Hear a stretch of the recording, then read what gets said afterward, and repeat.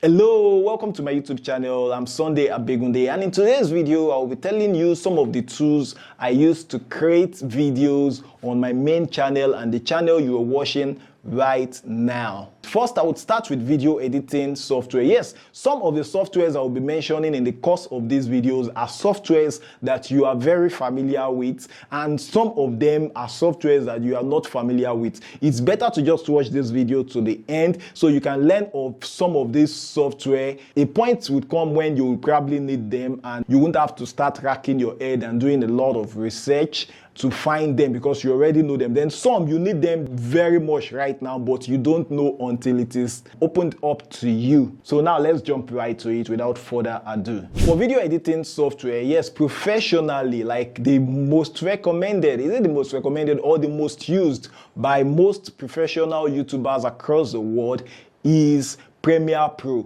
And some people are actually using, let's say some people, a lot of people are migrating now to DaVinci Resolve because DaVinci Resolve is free. At least the free version has a lot of features that can compete with Premiere Pro. Unlike Adobe Premiere Pro that you have to pay every month, then guys know how to go about Adobe Premiere Pro. Okay, so now let's talk about other free softwares and open source video editing softwares that you can use. If you do a lot of effect, compositing, and those kind of animation, all this kind of effect, if that's what you want, HitFilm Express is actually the software for you. But I know a lot of us are just YouTubers. We don't really need those kind of complicated stuff. So you can try out InShot if you edit on your phone. You can try out Shotcut. You can try out UCut. You can also use VSDC Free Video Editor and of course CapCut. CapCut is amazing, in spite of the fact that they want us to pay.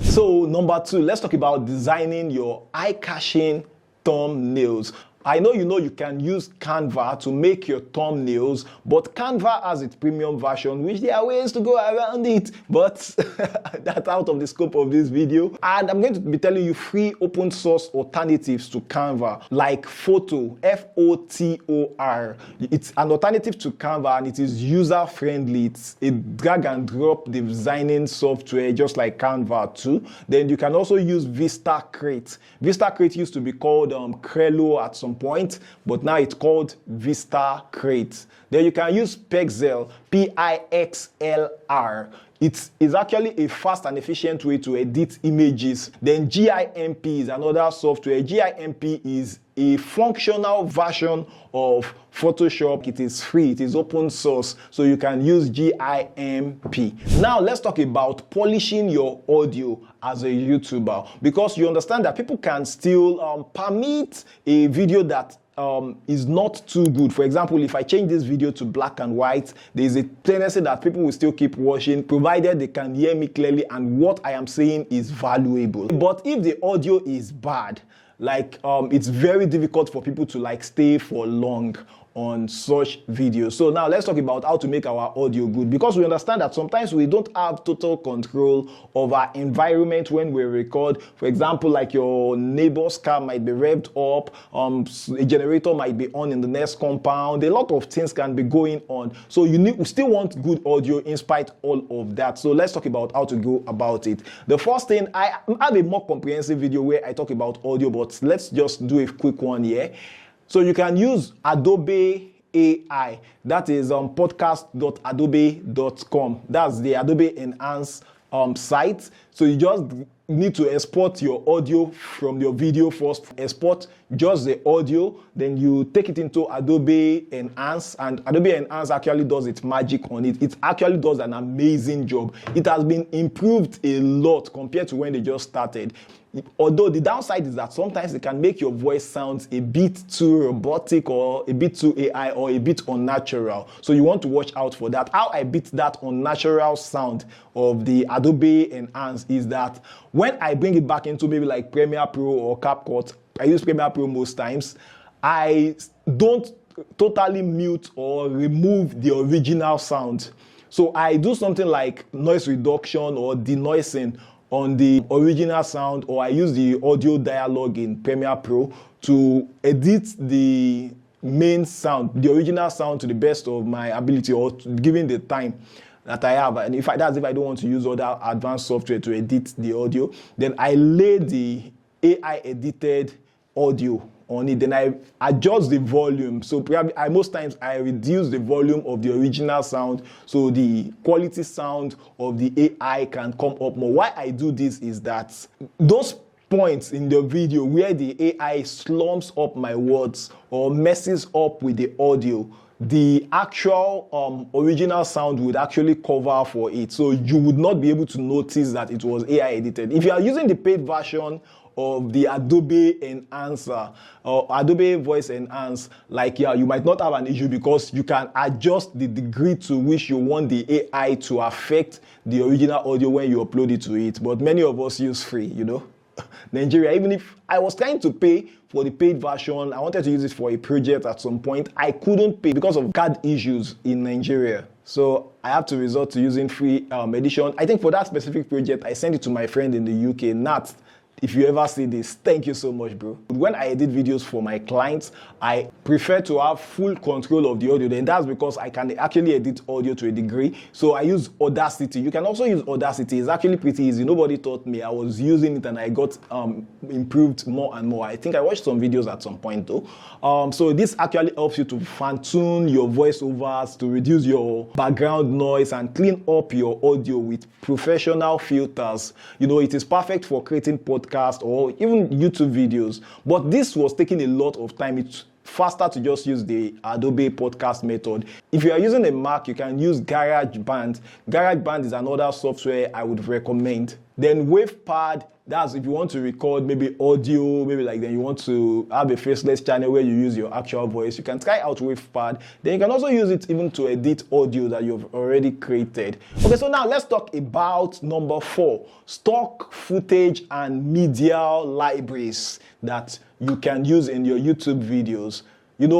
We need to incorporate stock videos in our videos sometimes. I don't use that every time because I want to push out as much content as possible. But on my main channel, if you see some of my high performing videos, you would see most of them have stock footages in them because stock footages actually help in driving up retention. When the retention is good, the chances of the video going viral or being more successful. Then when I say video going viral, I don't necessarily mean 20 million views. Viral is relative for each YouTuber. So for example, this is a new YouTube channel. If your new YouTube channel is getting maybe 20 views before and a video suddenly does 1,000 views, that is a viral video. Okay, so stock sites you can use. I use Pexels. Pexels is actually amazing. And I use Pixabay. Pixabay also has a lot of amazing videos you can use. Pixabay is just a rare gem to creators. On Pixabay, you can also download music. You can also download sound effects.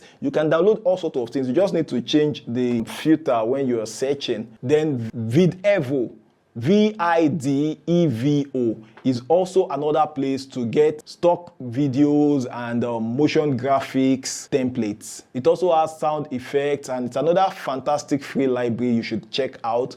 Motion Array, Motion Array is paid, but Motion Array has a lot of free elements. You can just check the free elements in the filter and then it will show you the free elements you have access to. Then I cannot leave this video without telling you about Mixkit. Mixkit is actually another royalty-free video library. You can download videos from Mixkit. You can download music from Mixkit. It also has other things, other video element presets that are available on Mixkit. So you should check that out too. Then now let's talk about planning your content and keeping your content organized, like scheduling your time. The truth of it is that for me, most times, for my client, I use this, but for me, most times I just use my iPhone's notepad. If I am driving or I'm in a particular place, an idea just dropped to my mind. I just bring out my phone and quickly jot it down. Then when I have more time in my home office, maybe I'm free from client projects,